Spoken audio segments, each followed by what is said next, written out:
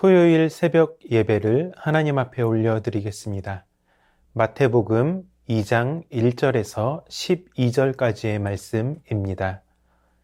헤롯 왕 때에 예수께서 유대 베들레헴에서 나심에 동방으로부터 박사들이 예루살렘에 이르러 말하되 유대인의 왕으로 나신 이가 어디 계시냐? 우리가 동방에서 그의 별을 보고 그에게 경배하러 왔노라 하니 헤롯 왕과 온 예루살렘이 듣고 소동한지라. 왕이 모든 대제사장과 백성의 서기관들을 모아 그리스도가 어디서 나겠느냐 물으니 이르되 유대 베들레헴 이오니 이는 선지자로 이렇게 기록된 바 또 유대 땅 베들레헴아 너는 유대 고을 중에서 가장 작지 아니하도다.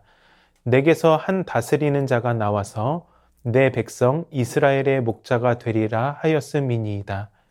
이에 헤롯이 가만히 박사들을 불러 별이 나타난 때를 자세히 묻고 베들레헴으로 보내며 이르되 가서 아기에 대하여 자세히 알아보고 찾거든 내게 고하여 나도 가서 그에게 경배하게 하라.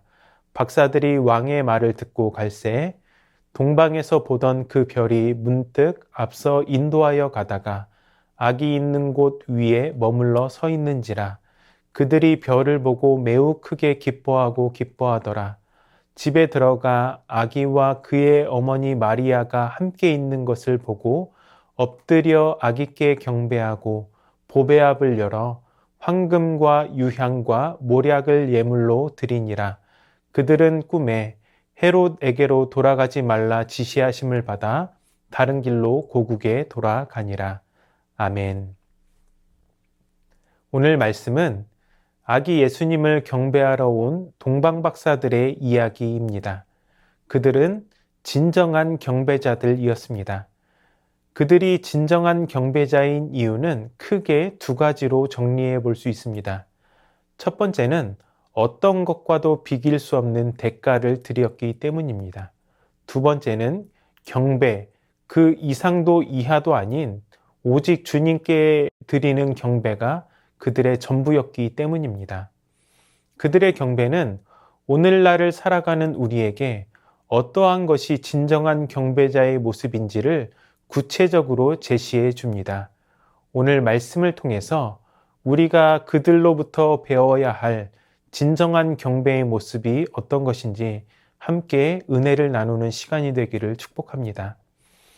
예수님의 탄생을 기록한 복음서를 깊이 읽다 보면 예수님께서 태어나신 때와 동방박사들의 방문은 시간적인 차이가 난다는 사실을 알 수 있습니다.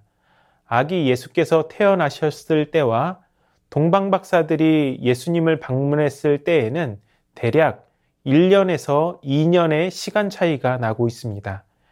몇 가지 성경적인 근거를 통해서 이 사실을 함께 먼저 살펴보도록 하겠습니다. 첫 번째는 탄생하신 예수님을 표현하는 방식의 차이입니다. 누가복음 2장을 보면 목자들이 예수님의 탄생 소식을 듣고 찾아갑니다.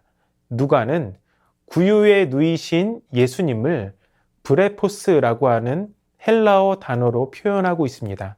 영어로는 베이비라는 뜻입니다. 아기라고 하는 뜻이죠. 반면에 오늘 우리가 읽은 마태복음 2장 11절에서 동방박사들이 예수님께 도달했을 때는 파이디온이라고 하는 헬라어로 표현을 하고 있습니다. 영어로는 child라고 하는 말입니다. 유아라고 하는 뜻이죠. 우리가 읽는 한글 번역에는 모두 아기라고 하는 단어로 표현하지만 우리는 베이비와 child의 분명한 차이를 압니다. 아기와 유아는 같지 않습니다. 다르죠. 그러한 차이가 오늘 본문을 통해서 나타나고 있다는 것입니다. 두 번째는 예수님이 계신 장소의 차이입니다. 누가복음 2장에 따르면 목자들이 예수님의 탄생 소식을 듣고 찾아간 곳은 마국간 안의 구유입니다. 그러나 오늘 말씀 11절에서 동방박사들이 예수님께 도달했을 때 집에 들어가서 아기 예수님께 경배합니다. 누가복음에는 목자들이 마국간 안에 예수님을 경배하지만 마태복음에서는 동방박사들이 집에서 예수님을 경배하는 모습으로 나타나고 있습니다. 장소의 차이가 보여지고 있는 것이죠. 세 번째는 헤롯의 사륙 명령입니다. 자신의 왕권을 빼앗길까 두려워했던 헤롯은 동방박사를 만난 때를 기점으로 베들레헴과 그 모든 지경 안에 있는 산의 아이를 2살부터 그 아래로 다 죽였습니다. 갓난 아이를 죽여도 될 것을 굳이 2살 아이를 기준으로 잡은 것은 동방박사들이 베들레헴까지 도달하는 데 걸린 시간이 베이비를 차일드라고 명칭할 시간만큼이라고 우리는 유추해 볼 수 있는 것이죠. 세계적인 석학인 글리슨 아처 박사는 성경 난제 백과사전이라는 그의 책을 통해서 동방박사들이 예루살렘에 도착했을 때를 다음과 같이 설명하고 있습니다. 동방에서 박사들이 보았던 별은 예수께서 태어나셨을 때 나타났으며 박사들이 예루살렘에 도착해서 헤롯과 만날 때까지는 그 별이 나타난 이후 1년 이상이 경과된 때였다. 동방박사들의 여정이 1년이 걸렸는지 2년이 걸렸는지 우리는 알지 못합니다. 그러나 분명한 것은 아기 예수님을 경배하기 위한 동방박사의 여정은 우리가 지금까지 알고 있었던 사실보다 훨씬 더 멀고 험하며 고된 여정이었다는 것입니다. 보통의 학자들은 동방박사들이 페르시아로부터 예수님께 왔다고 말을 합니다. 페르시아에서 이스라엘까지는 약 1500km 정도의 거리입니다. 예수님 당시의 교통수단으로는 3개월 정도면 갈 수 있는 거리입니다. 그러나 오늘과 같은 해석을 토대로 동방박사들이 예수님의 탄생 후 최소한 1년 이상이 경과한 다음에 찾아왔다면 그들은 우리가 알고 있는 것보다 훨씬 더 먼 곳에서부터 힘들고 고된 여정을 시작했을 것입니다. 그러면 동방박사들이 이토록 위험을 무릅쓰고 예수님을 찾아온 목적이 무엇이었습니까? 경배하기 위해서였습니다. 왕으로 나신 그 주님을 경배하기 위해서였습니다. 오직 그분께 경배를 드리는 것이 그들의 유일한 목적이었습니다. 그들은 가지고 온 황금과 유향과 몰약으로 예물을 드리며 예수님께 경배하였습니다. 그리고 그것이 전부였습니다. 성경은 그들이 먼 길을 찾아왔기 때문에 예수님과 동거동락하거나 제자가 되었다라고 어디서도 말하지 않습니다. 그들은 그저 아기 예수님을 경배하고 다시 일어나서 고국으로 돌아갔습니다. 찾아올 때만큼이나 기나긴 시간을 되돌아갔다는 것입니다. 사랑하는 여러분, 지금까지 동방박사들의 경배와 그들이 그 경배를 위해서 치렀던 대가를 깊이 생각해 본 일이 있으십니까? 내가 만약에 동방박사였다면 과연 귀중한 삶의 시간을 그렇게 끊임없이 들여 헌신할 수 있었을까? 우리가 이만큼 헌신하고 섬긴다면 그 이후에 대한 약속된 보상이 있을 때만 헌신하고 있는지 오늘 말씀은 우리에게 되묻고 있는 것입니다. 동방박사들이 예수님을 찾아가 드렸던 경배는 값으로 매길 수 없는 차원의 경배였습니다.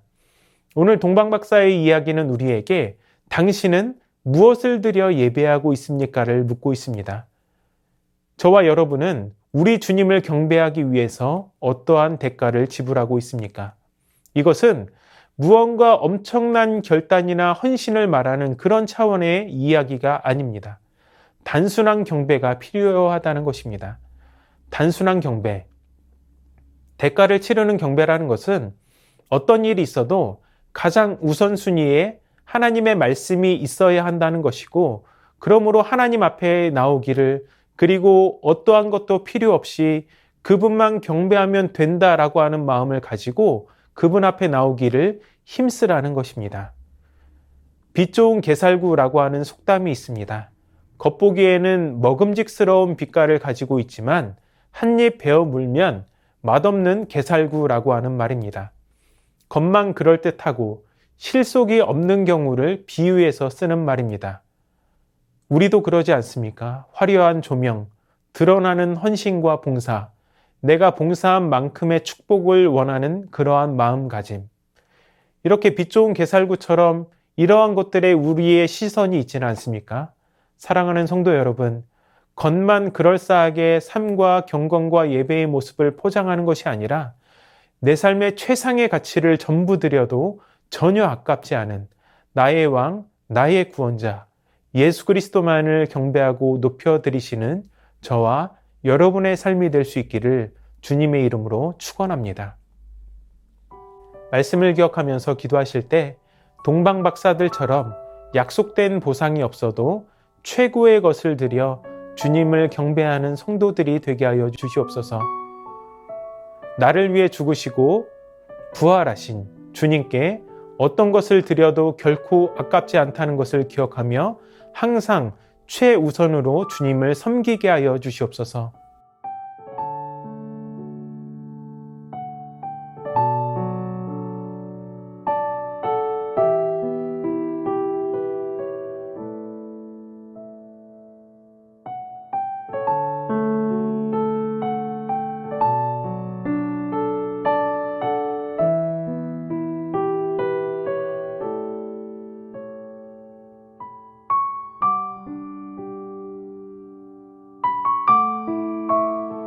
나라와 열방을 위해서 기도하겠습니다. 서로 차별하고 반목하는 것이 아니라 성별, 지역, 나이를 넘어서 더욱 하나 되는 대한민국이 되게 하여 주시옵소서. 질병, 전쟁 등의 악재 속에서 산업과 경제 등 모든 분야에서 어려움을 겪고 있는 열방을 긍휼히 여겨주시고 회복하여 주시옵소서.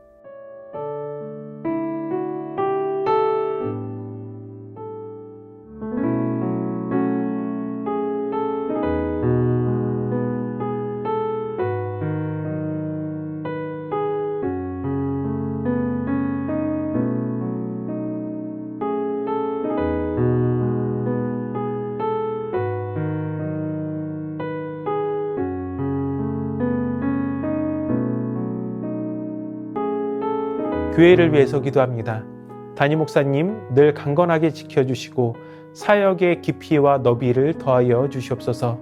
다음 세대 겨울 사역 가운데 좋은 날씨를 주시고 계획한 모든 프로그램들이 잘 진행될 수 있도록 은혜를 주시옵소서.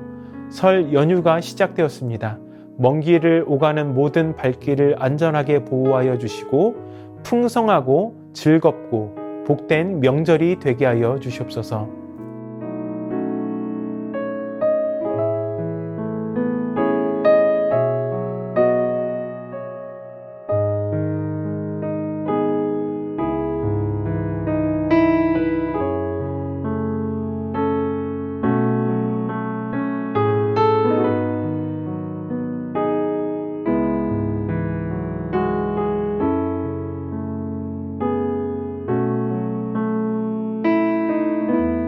선교사님들과 환우들을 위해서 기도합니다. H국, 연미족, 정부웅 선교사님을 위해 기도하실 때 매일 드리는 가정 예배 가운데 하늘의 은혜와 사랑과 진리가 넘치게 하여 주시옵소서. 기도하고 있는 영혼들이 그분의 때에 예수님을 영접하게 하여 주시옵소서. 언어 공부에 지혜와 총명과 명철과 강건함을 더하여 주시옵소서. 함께하고 있는 팀 선교사님들과 아름다운 조화를 이루어서 주님의 뜻을 이루어 가게 하여 주시옵소서. 선교사님 가정을 섬겨주시는 모든 분들과 교회들 가운데 하늘의 은혜와 복이 풍성하게 넘쳐나고 마음의 소원들이 예수님 안에서 모두 응답받게 하여 주시옵소서. 박현정 성도님, 이기범 집사님, 강동엽 어린이, 김순근 권사님, 권호순 권사님, 이민환 권사님, 신혜남 권사님, 추명우 성도님, 추승민 형제님, 이춘실 집사님, 김인혜 집사님, 최혁기 성도님, 이길태 집사님, 김찬준 집사님, 김영자 권사님, 정순근 권사님, 김봉남 권사님, 김광순 권사님, 박문천 집사님, 노성빈 형제, 최혜랑 집사님 아버님, 이 시간 선교사님들과 환우들을 위해서 기도하시고 개인의 기도로 하나님 앞에 나아가도록 하겠습니다.